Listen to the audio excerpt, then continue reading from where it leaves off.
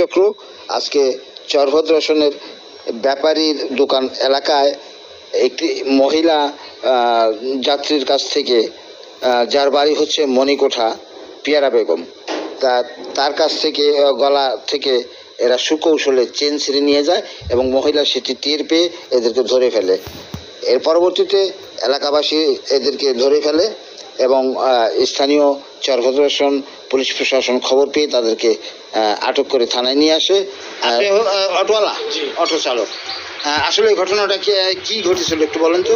Passenger হলো গাড়ির ভিতরে 7 জন, এটা হলো 2 জন শাশুড়ি আর হলো 2 জন ছিল, আর ওরা উঠছিল 5 জন। ওরা পরে উঠছে না ওনটা আগে উঠছে ভদ্রসন থেকে, আর ওইটা উঠছিল মৌলভীরচর পার হয়ে। যারা প্রতারক চক্র তারা উঠছে মৌলভীরচর পার হয়ে।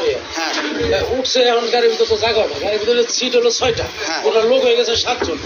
তারা 5 জন আর এরা 2 জন, 7 জন।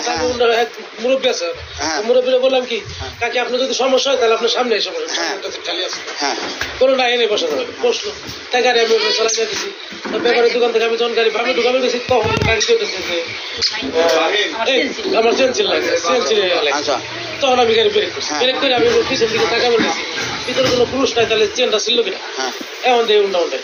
আচ্ছা, তারপরে কি আপনি চেন উদ্ধার করছেন? চেন কাছে। আচ্ছা, আপনার চেন আপনি উদ্ধার করতে পারছেন? আচ্ছা আচ্ছা, আপনি তো ছিলেন না? আচ্ছা, তারপরে আপনার চেন আপনি পাইছেন? আচ্ছা, এবং লোকজন জমা হলে পর তাদেরকে ধরে ফেলা, এই তো? তারা দলে কয়জন? 5 জন। আচ্ছা, তাহলে আপনার চেন আপনি আচ্ছা পুলিশ প্রশাসনের কাছে জিম্মায় আছে। আচ্ছা আচ্ছা, দর্শক শুনলেন, আসলে এই যে একটি মহিলা প্রতারক চক্র বা ছিনতাইকারী চক্র, এরা বাংলাদেশের বিভিন্ন